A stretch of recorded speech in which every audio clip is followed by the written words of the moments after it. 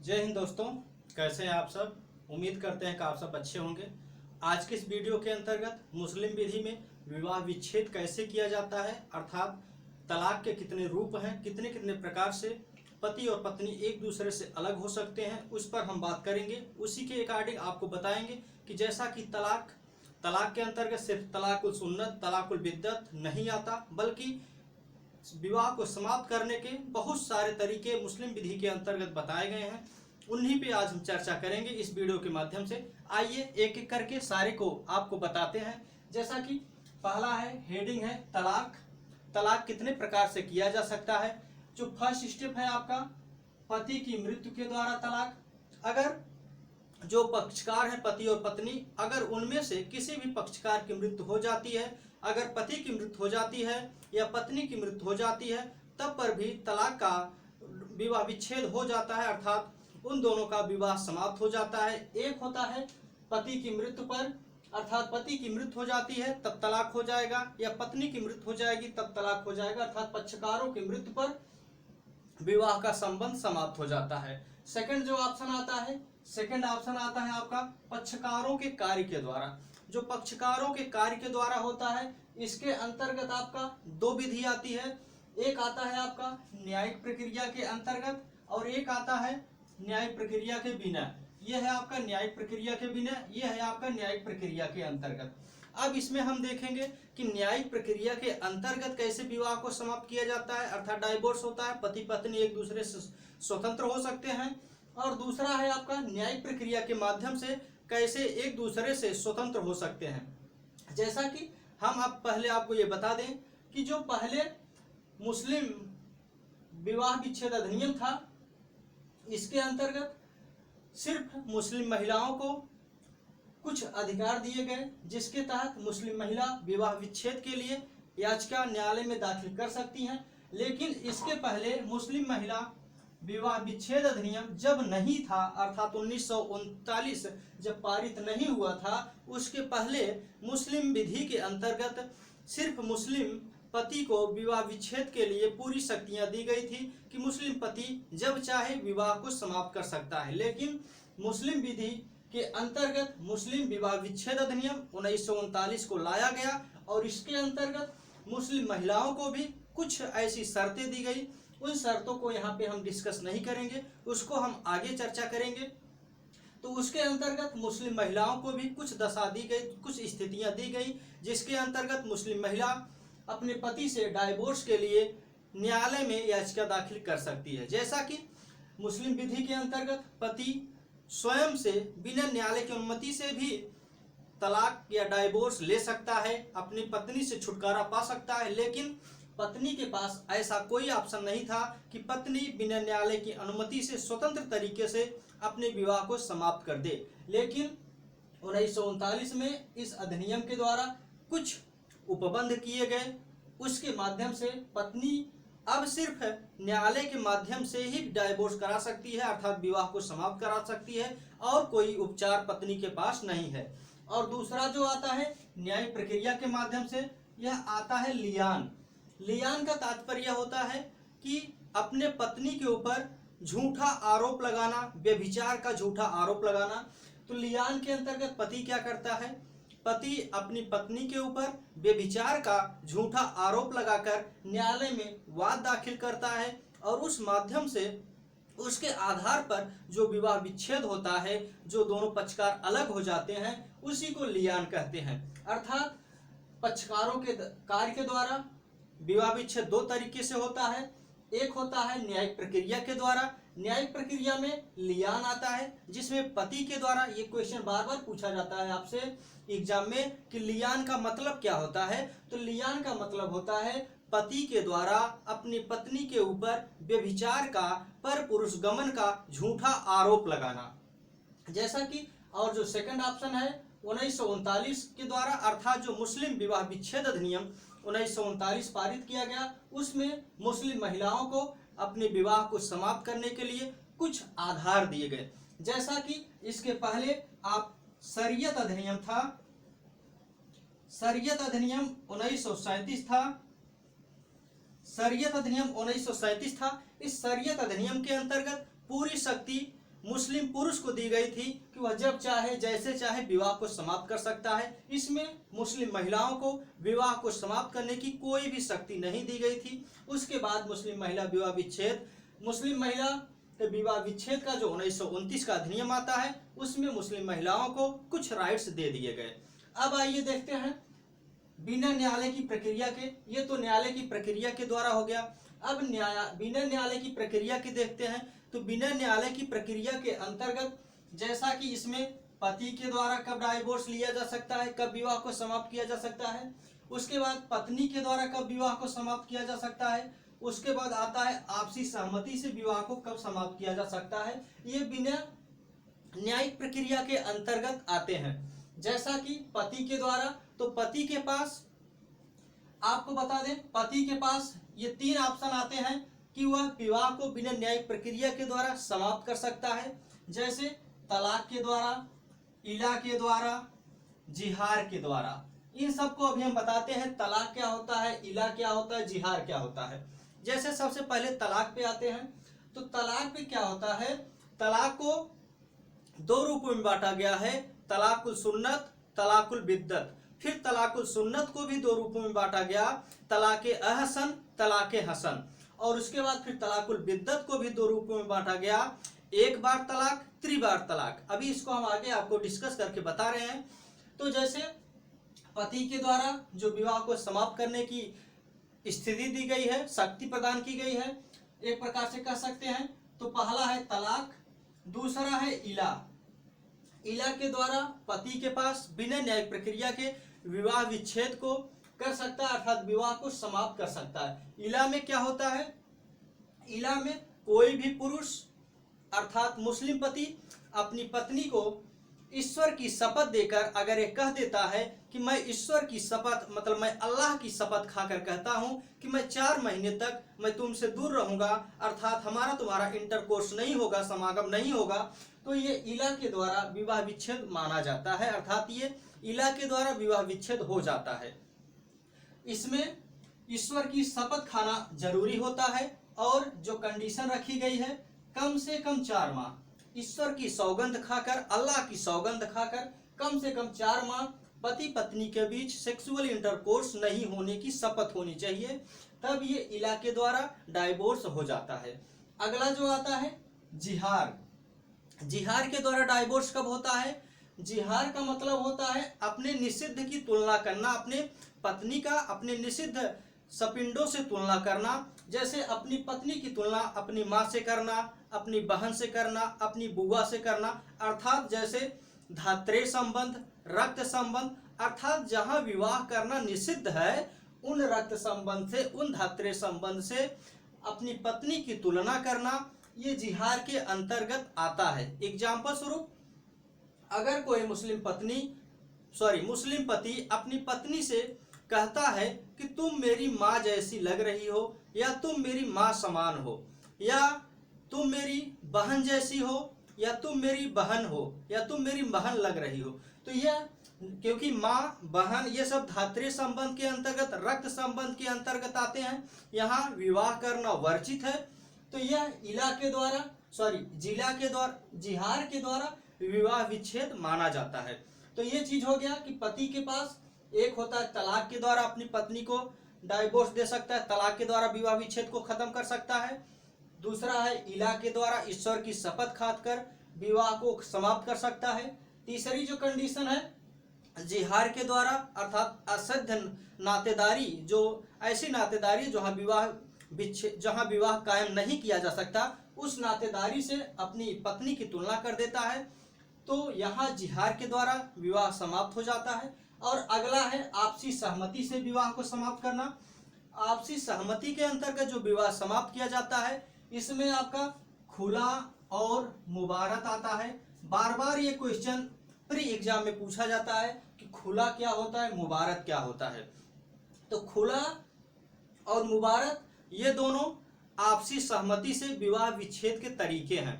खुला के अंतर्गत पत्नी के पास यह ऑफर होता है, पत्नी अपने पति को यह ऑफर देती है कि आप जब चाहें तब विवाह विच्छेद कर सकते हैं, और उसके एवज में अपने पति को पैसा भी देने का करार करती है, वादा करती है कि आप जब चाहें विवाह विच्छेद कर सकते हैं, मतलब स्वतंत्र हैं, कोई पाबंदी नहीं है, और इसके एवज में आपको इतने पैसे देंगे, इतने रुपए देंगे। और मुबारत क्या होता है? मुबारत जिस तरह से खुला में पत्नी की तरफ से ऑफर दिया जाता है, उसी तरह से मुबारत के अंतर्गत पति की तरफ से अपने पत्नी को ऑफर दिया जाता है कि तुम स्वतंत्र हो, जब चाहो तब डाइवोर्स कर सकती हो, मेरे तरफ से कोई पाबंदी नहीं है। अगर तुम्हें पैसा भी चाहिए तो पैसा भी दिया जाएगा। जस्ट खुला का अपोजिट मुबारत है। खुला में पत्नी की तरफ से ऑफर दिया जाता है और मुबारत में पति की तरफ से ऑफर दिया जाता है। तो ये हो गया आपका खुला और मुबारत, आपसी सहमति से विवाह विच्छेद। अब आगे आते हैं हम तलाक को देखते हैं। तलाक को कितने भागों में बांटा गया, तो तलाक पे बात करते हैं। तो तलाक को दो भागों में बांटा गया है, जैसा कि तलाकुल सुन्नत और तलाकुल बिद्दत। तलाकुल बिद्दत को ही तलाकुल बैन कहते हैं। अब तलाकुल सुन्नत पे चर्चा करते हैं। जैसा कि तलाकुल सुन्नत, सबसे अच्छा तलाक तलाकुल सुन्नत में होता है। तलाकुल सुन्नत सबसे अच्छा तलाक माना जाता है। तलाकुल सुन्नत में भी दो पार्ट है, एक है आपका तलाके अहसन, एक है आपका तलाके हसन। अब इसमें तलाकुल सुन्नत में तलाके अहसन और तलाके हसन दो भागों में बांटा गया है। इसके अंतर्गत जो सबसे अच्छा तलाक माना जाता है, तलाके अहसन को सबसे अच्छा तलाक माना जाता है।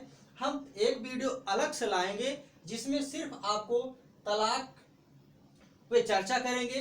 तलाक के अंतर्गत तलाकुल सुन्नत लेंगे, तलाकुल बिद्दत लेंगे और तलाके अहसन, तलाके हसन, उसमें आपको विधिवत इसके बारे में चर्चा करेंगे। क्योंकि इसमें सिर्फ हम तलाक के प्रकार के बारे में चर्चा कर रहे हैं कि कितने प्रकार से मुस्लिम विधि के अंतर्गत पति पत्नी के रिश्ते को समाप्त किया जाता है।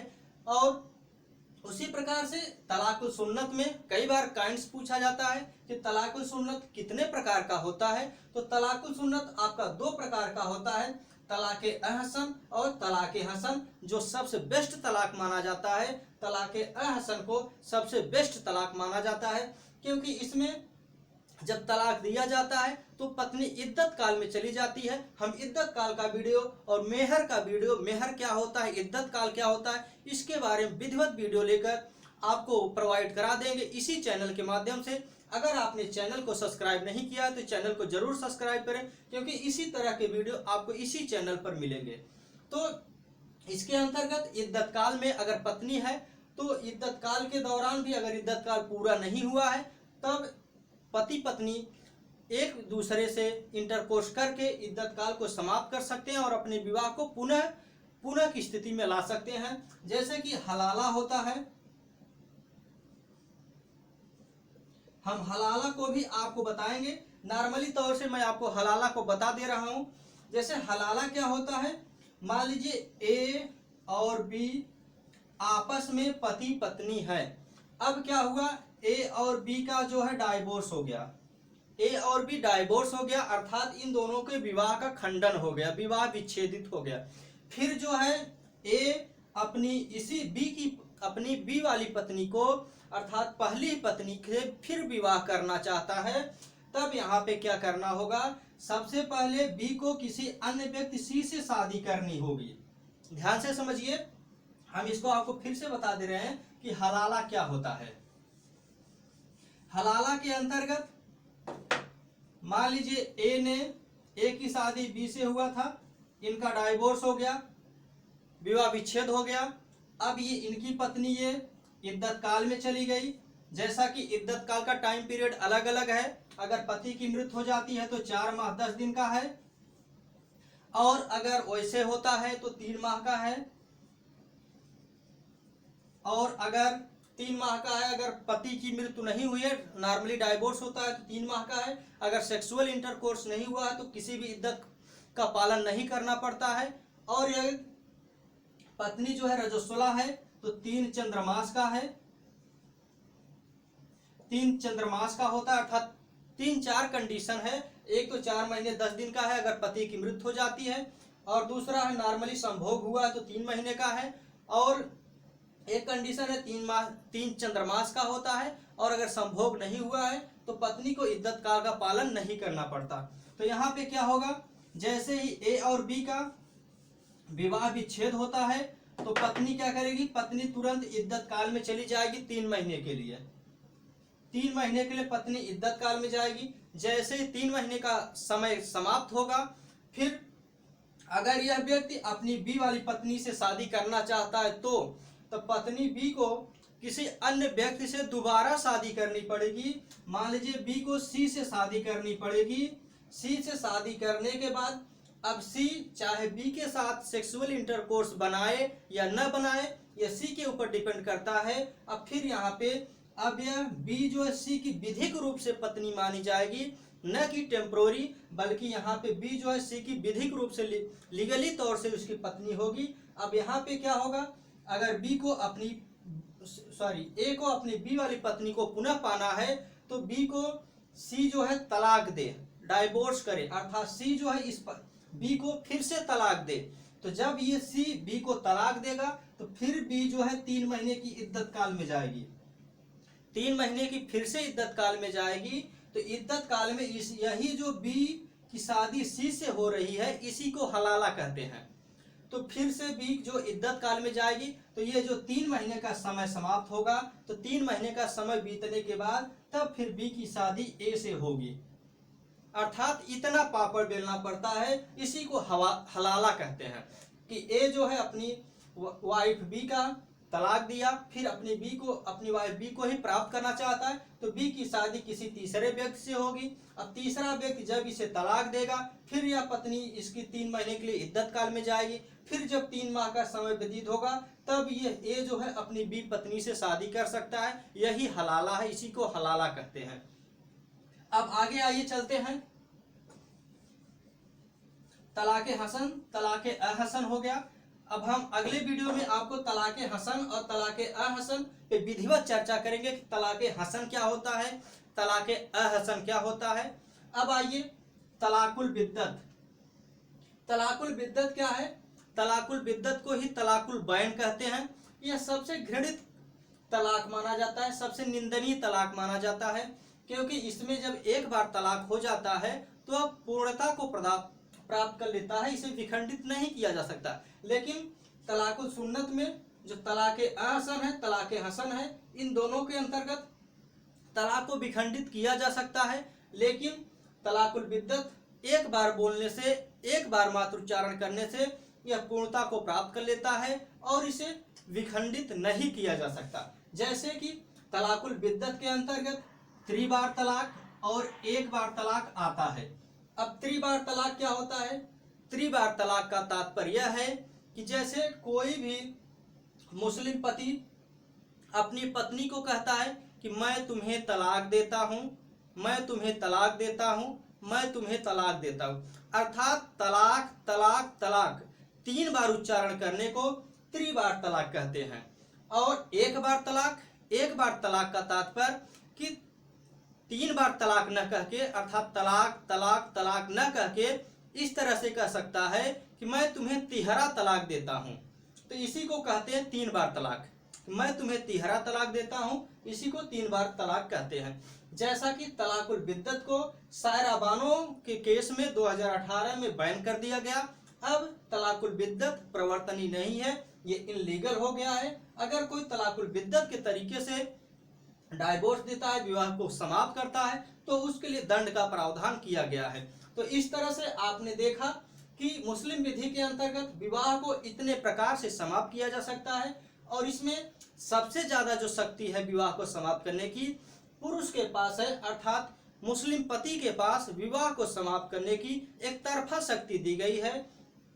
ये तो 1939 के अधिनियम के द्वारा मुस्लिम पति को थोड़ी सी शक्ति दे दी गई, जिसके अंतर्गत वह विवाह को समाप्त कर सकती है। नहीं तो पूरी शक्ति मुस्लिम पति के पास था, वह जब चाहे, जैसे चाहे, जहां चाहे, जिस स्थिति में चाहे अपने विवाह को समाप्त कर देता था। उसी को आज इस वीडियो में बताया गया, और अगले वीडियो में इद्दत के बारे में चर्चा करेंगे कि इद्दत क्या होता है। आज के इस वीडियो में इतना ही, फिर अगले वीडियो में हम इद्दत पे चर्चा करेंगे। धन्यवाद। आपको वीडियो कैसा लगा अगर हमारा कंटेंट अच्छा लगा, हमारी मेहनत आपको पसंद आई, तो आप हमें कमेंट बॉक्स करके ज़रूर बताएं।